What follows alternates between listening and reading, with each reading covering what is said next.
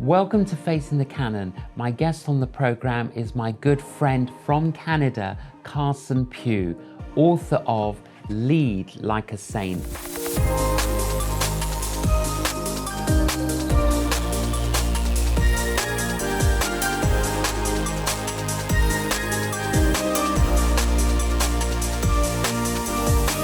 Carson, my dear friend, welcome to Facing the Canon. Thank you, Jay. It's so good to be with you today. Oh, well, thank you. I was reminiscing this morning. I think we've known each other for 30 years, around that time. Yeah, I think that we met in 1997. Wow.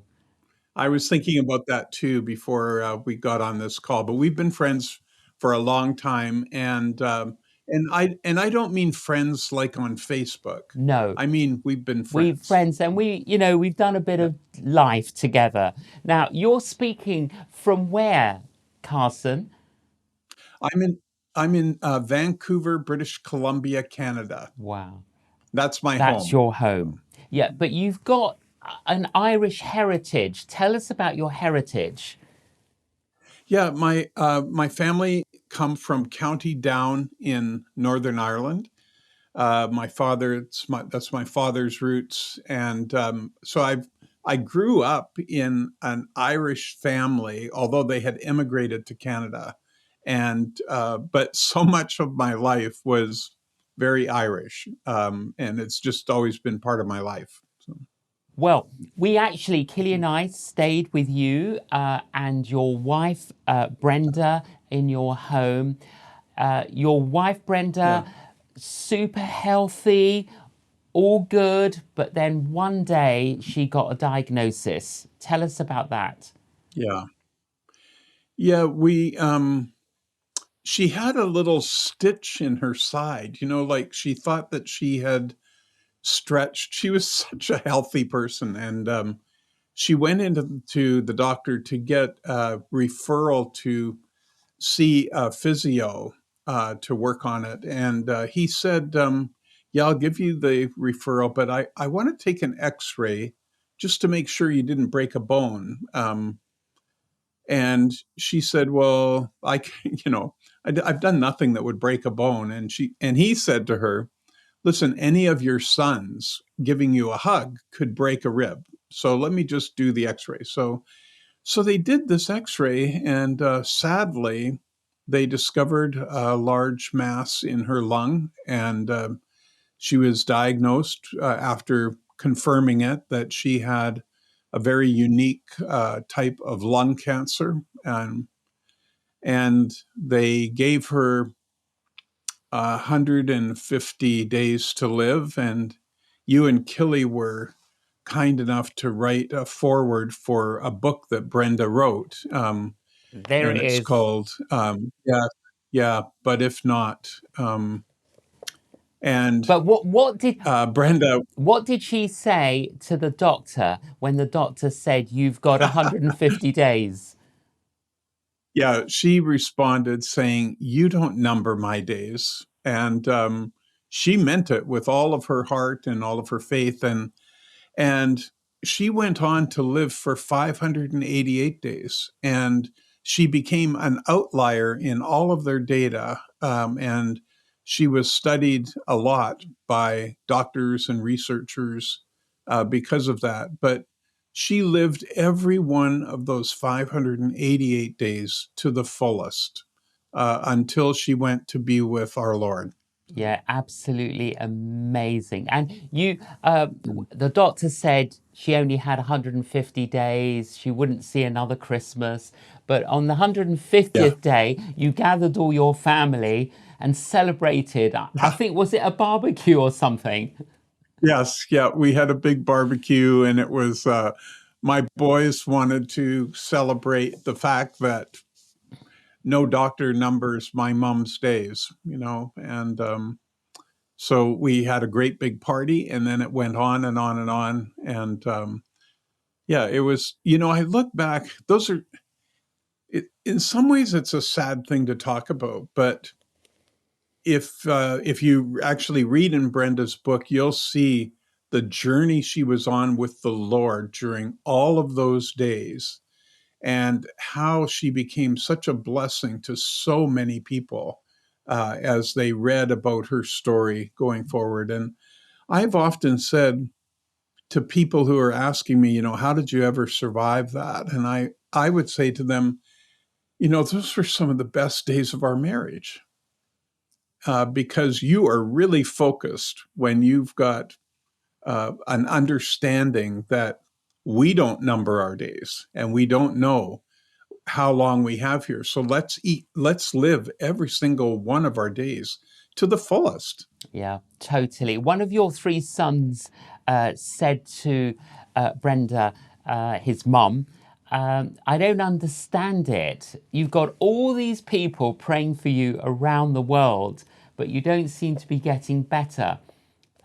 What did Yeah. Brenda say in response to that question? Um, she responded. I don't remember her exact words, but it was like, "Oh, Jeremy, this isn't all about me, you know." Yeah. And she said, "Really, I'm going to be healed. Whether," she said, "I'd love it to be in this at this time so that I could spend more time with you.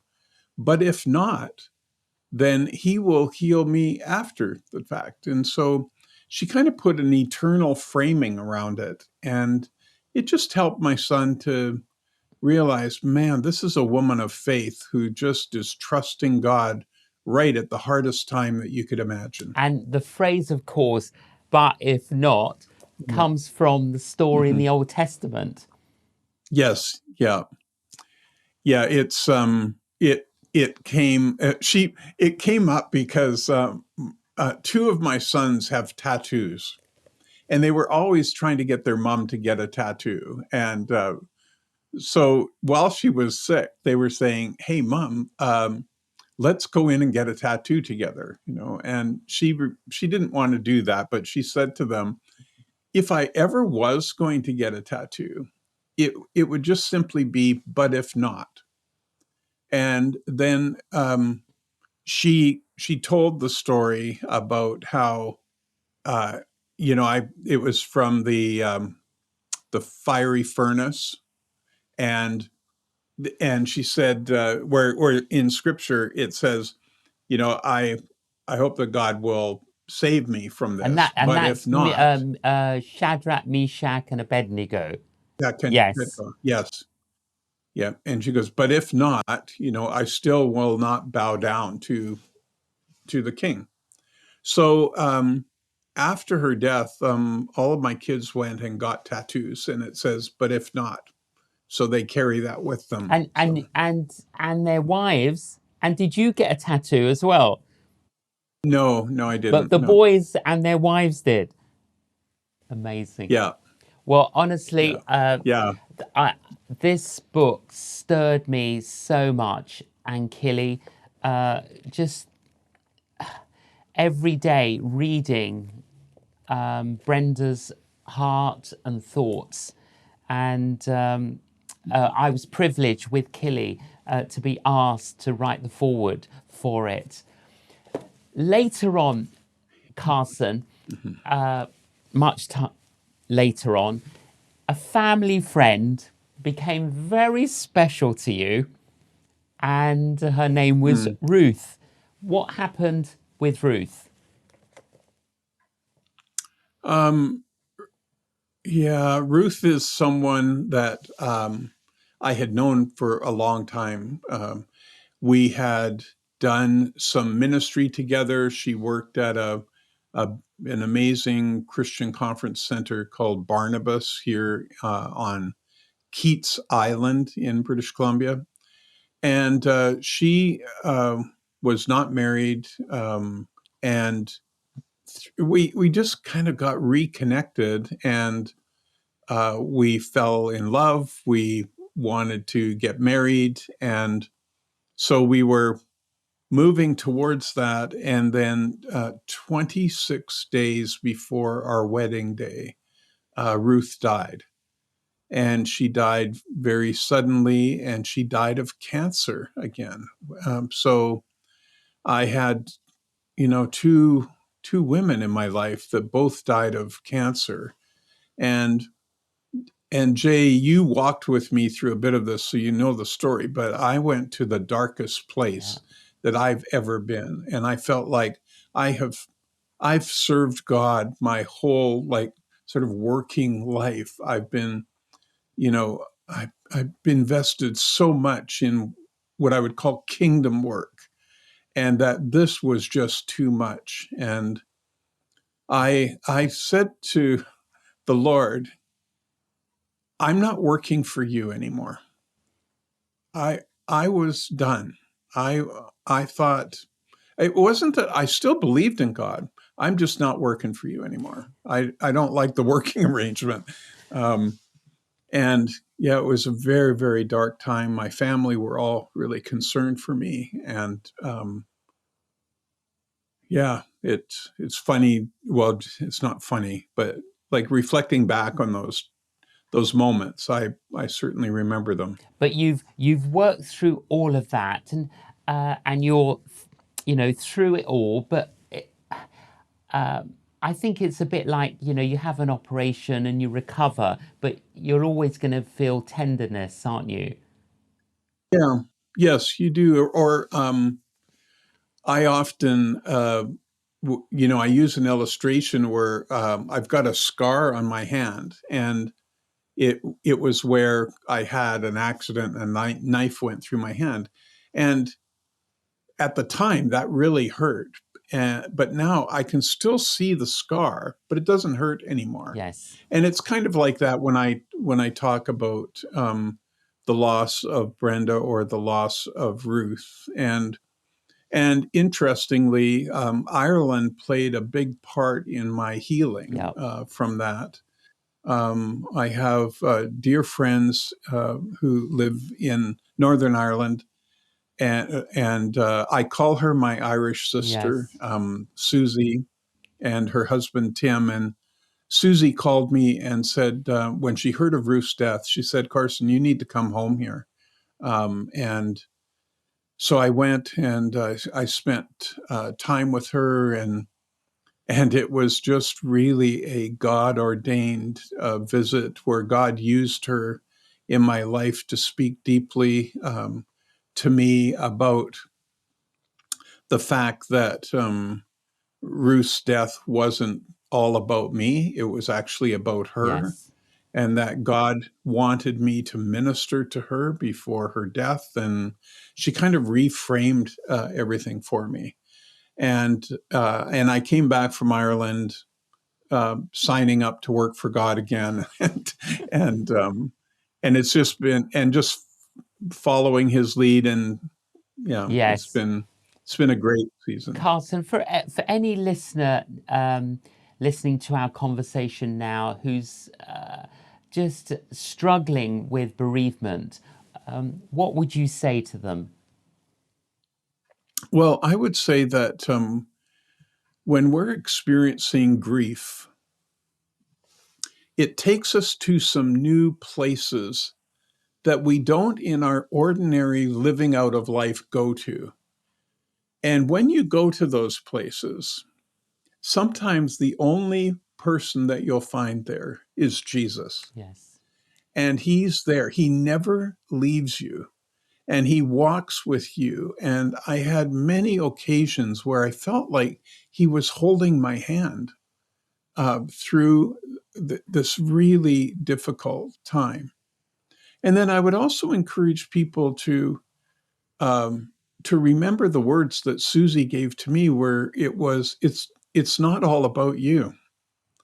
And so to really think about the many things, and in many cases the blessings that you've experienced through your life together with your spouse or with your friends, that are just joyous. And it was all about growing. God never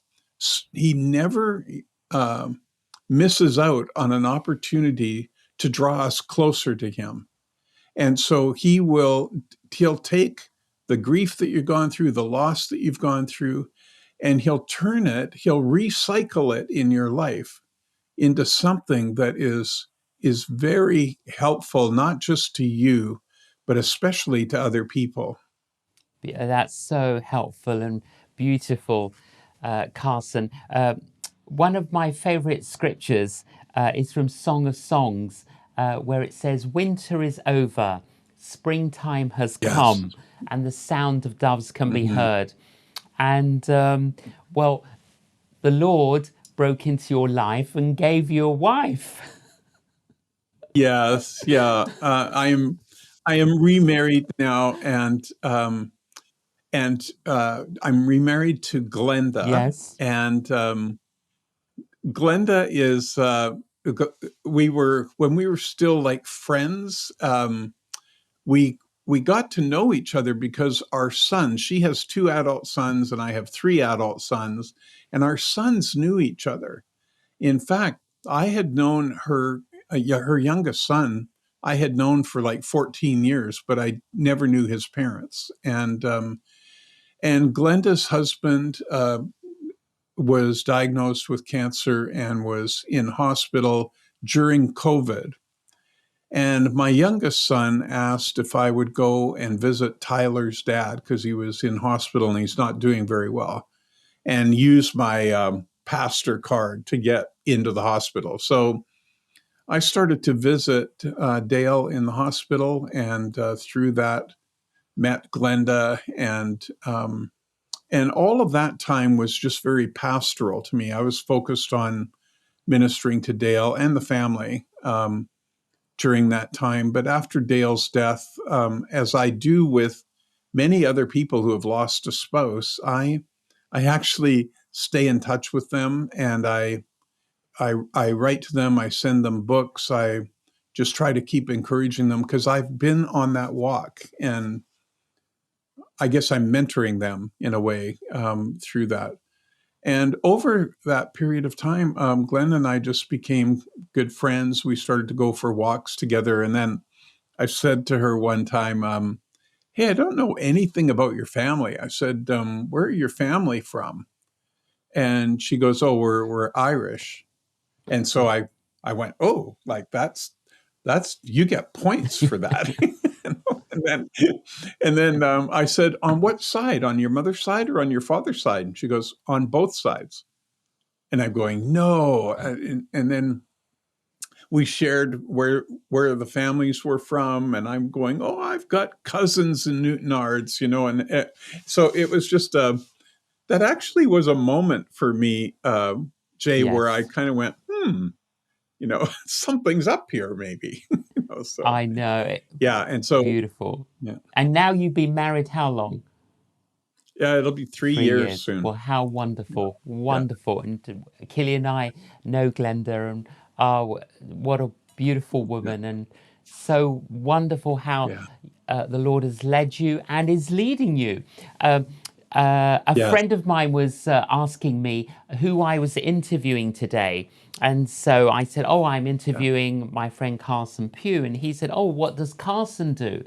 And I said, "Well, actually, I Carson," and this is what I said. I said he's an apostle, prophet, pastor, teacher, and evangelist.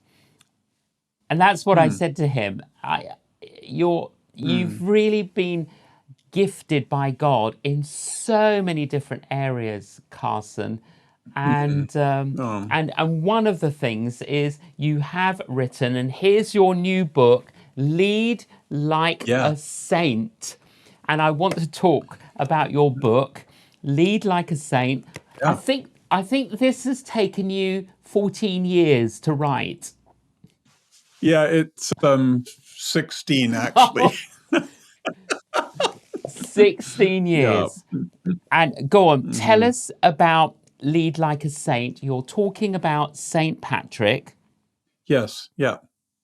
Well, I my whole life has been in ministry devoted to developing Christian leaders, and I I mentor, I come alongside Christian leaders and help them, and I help their organizations.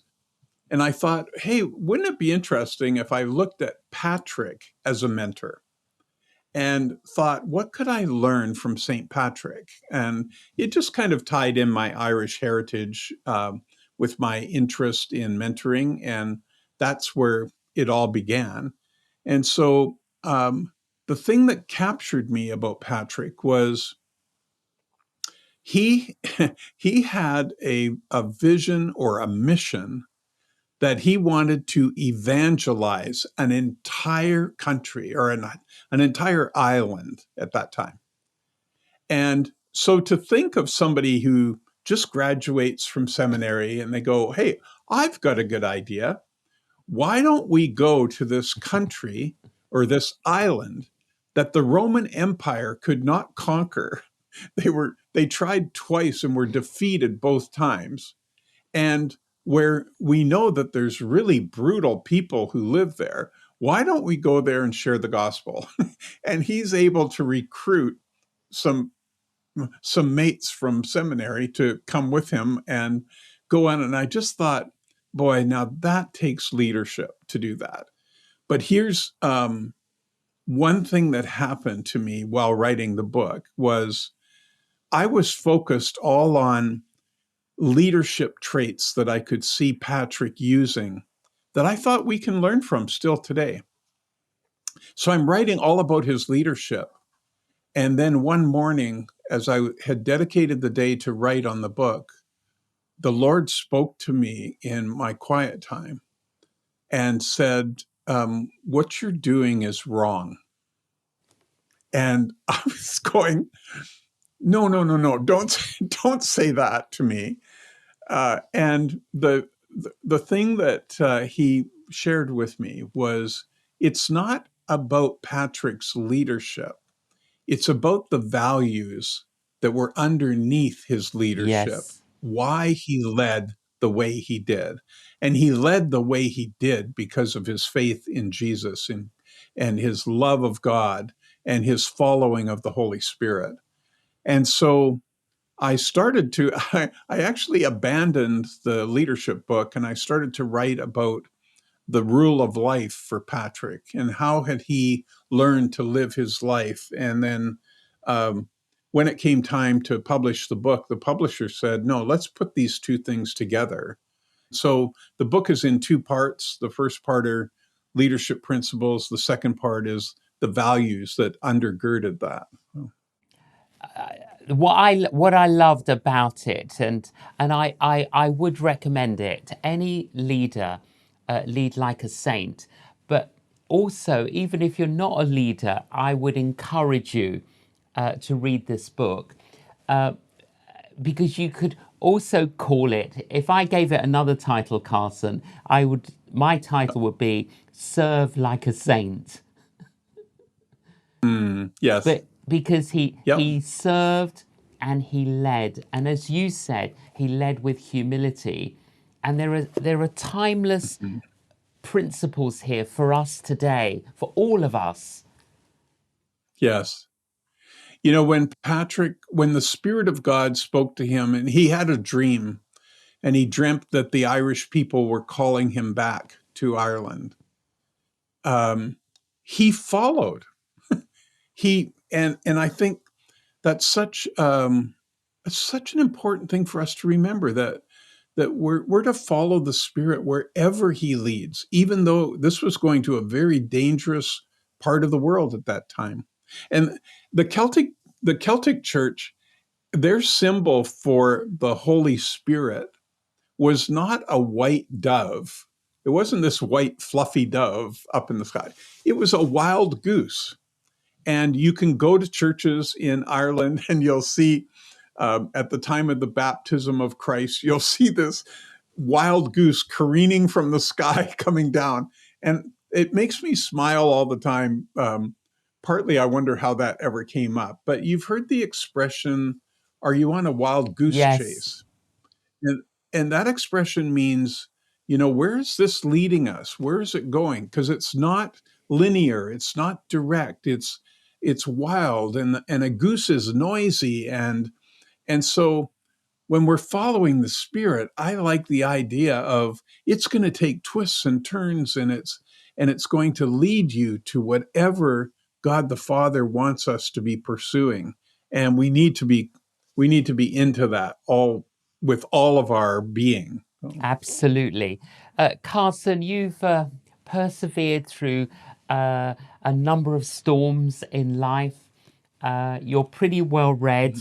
I know you are. We've had many conversations. You're a coach, you're a mentor, you're a church leader. What advice would you give to your younger self? Oh, I think that if I were sitting down coaching my younger self, I think that I would tell myself to act sooner. I can have a tendency to want more data all the time. I want more facts in place, and I think it comes on the heels of listening to the Spirit of God and then following, and being a little quicker to respond. And when I look back in my life and I think about situations where I didn't do that, um, I think that outcomes could have been very different had I been more responsive. And the other thing that I would tell my younger self is I had to grow into understanding that I had a prophetic voice. And, it was our mutual friend, Rosemary Green, Yes. who really mentored me in this whole area. And she taught me so much about it. I wish I had known that earlier and then had the confidence to know when to speak it out. It doesn't, sometimes when God gives me a word of knowledge, it isn't meant all the time to be confrontational. It's often a guide to prayer and helping us to pray specifically about things. But I just wish for my younger self, I would say just be attentive and start to be comfortable in your own skin and in your own giftings, and then just follow me as the Lord leads. Oh, Carson, uh, wise advice, not just to your younger self, but to all of us. It's been a joy, my friend, Mm. to have this conversation. Yeah. Thank you for joining us on Facing the Canon. Thank you, J.John. I really hope you've enjoyed that. I always enjoy my time with Carson when we get together. I hope our conversation has inspired you and encouraged you. Thank you so much for joining us on Facing the Canon. Please join us again.